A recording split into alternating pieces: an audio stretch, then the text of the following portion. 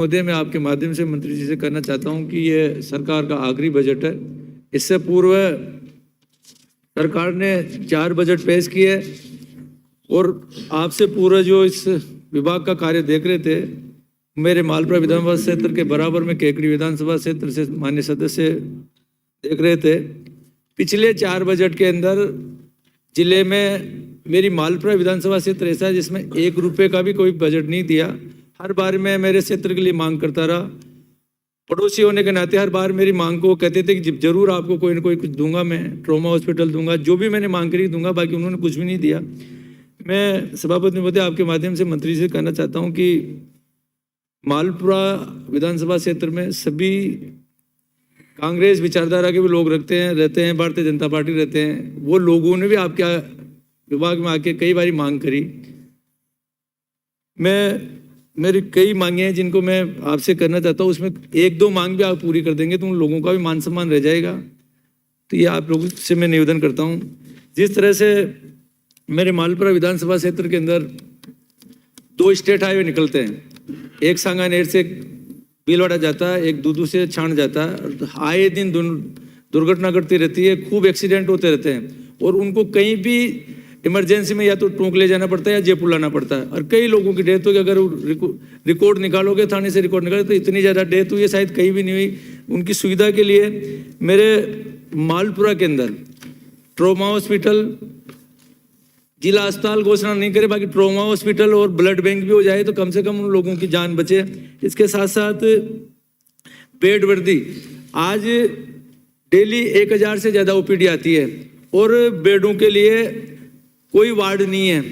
Total केवल 50-75 bed का hospital और 50 NRHM के तहत भी कई बार हमने प्रपोजल भेजे। जब मैं एक्शन वगैरह NRHM पूछता हूँ तो भाई हमारे प्रपोजल क्यों नहीं जा रही साहब, राज्य सरकार से केंद्र में नहीं भेजा पा रहे, उनमें भी पूरा भेदभाव बढ़ता जा रहा है। तो वो कम से कम बेड बढ़ाए, जो 75 बेड है उसको 100 बेड करे।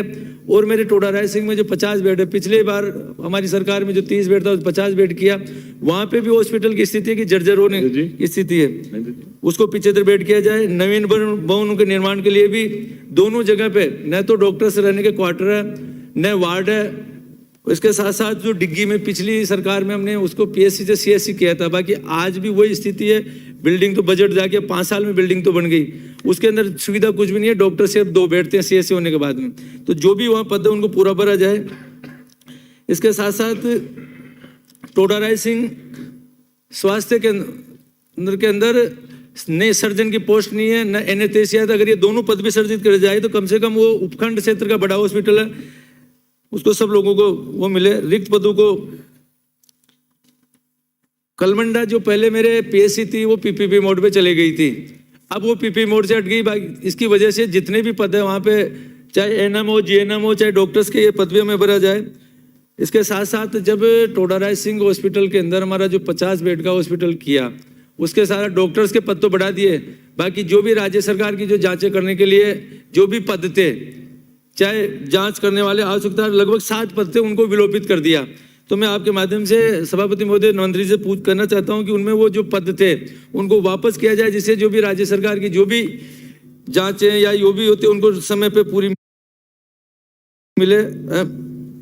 इसके साथ साथ जो अभी बात आई थी कि विधायक मद से जो भी हम एम्बुलेंस देते हैं, एम्बुलेंस तो हमने दे दी है, बाकी उसको चलाने के लिए ड्राइवर्स को कहाँ से उसकी व्यवस्था करें, कहाँ से उनकी सैलरी दें, तो ये भी एक इसकी व्यवस्था करने की करें मंत्री महोदय। विभिन्न जांचों के लिए जो मशीनों की जो आवश्यकता है, आज जैसे टोडा राय सिंह और मालपुरा के अंदर सोनोग्राफी मशीन नहीं है। बड़ा उपखंड के साथ काफी बड़े हॉस्पिटल है, 100 बेड के हॉस्पिटल। इसके बाद न तो मालपुरा न टोडा सोनोग्राफी मशीन नहीं है।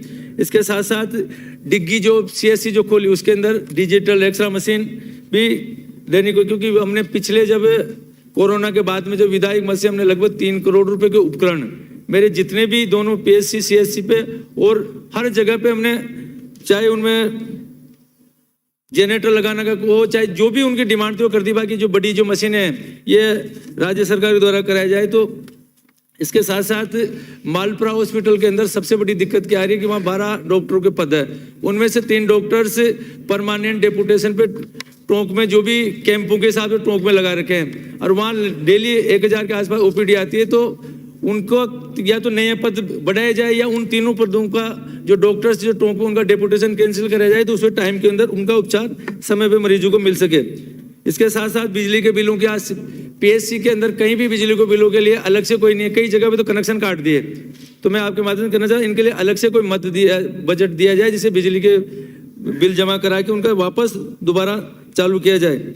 इसके साथ साथ मेरी विधानसभा क्षेत्र के अंदर पिछली 4 साल से जो मैं मांग कर रहा हूँ, मेरे काफ़ी बड़े गांव हैं जैसे पारली है, उनियारा खुर्द है, मोर है, इन गांवों के अंदर नवीन प्राथमिक स्वास्थ्य केंद्र खोलने की कृपा करें।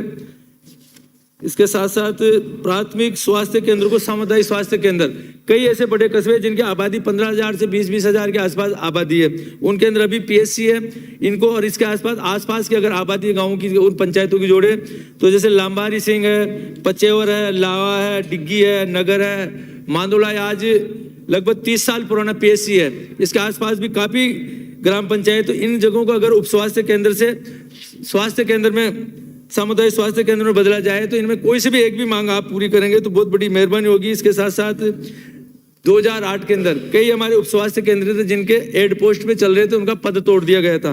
अब मैं आपके माध्यम से कहना चाहता हूँ कि ये जो पद भर दिया जाए, इनमें बिल्डिंगें बनी है, अच्छी नई बिल्डिंगें, संवारा है, पतराज कला है, जाड़ी है, बांसड़ा है, चैनपुरा पंचायत है, इनके अंदर उप स्वास्थ्य के अंदर खोले तो उन लोगों को, उन पंचायतों के आसपास काफ़ी बड़ी आबादी की पंचायत, इन पे भी वो मिले। इसके साथ साथ मैं आपसे कहना चाहता हूँ कि जैसे आशा सहयोगिनी वगैरह, इनके भी कुछ इनका मानदेय बढ़ाया जाए। ये इतनी सेवा करती है इन महिलाएं, वो कहती है कि जब भी हमारे पास आते हैं कि हमें 2-4 हज़ार के अंदर हम क्या करें, पूरा दिन हम घर से निकल जाते हैं और इसी काम में लगे रहते हैं। तो इनका भी राज्य सरकार इन पर सोचे कि ये काफ़ी बड़ी संख्या के अंदर है, इनका घर का लालन पालन इनसे होता है, ये किया जाए।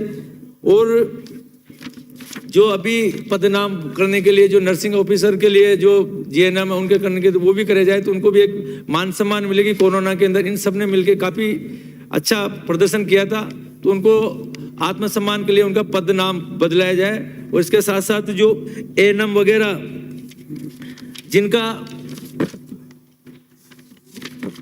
जो पहले LHV एएनएम वगैरह इनका जो पे ग्रेड था ये 3600 किया जाए, जैसे 3rd ग्रेड का मास्टर की इसके साथ, क्योंकि पिछले बिहार, केरल, पंजाब और हरियाणा के अंदर ये कैडर के हिसाब से इनको मिलती है, तो यहाँ भी इनका ये बढ़ाया जाए, यही मैं आपसे कहना चाहता हूँ। तो मैं मंत्री महोदय जी आपसे निवेदन करता हूँ कि हमारे लोगों की मान रखने के लिए कोई भी एक मांग इनमें जो मैंने बताया इनमें किया जाए तो बहुत भला होगा। बहुत बहुत धन्यवाद।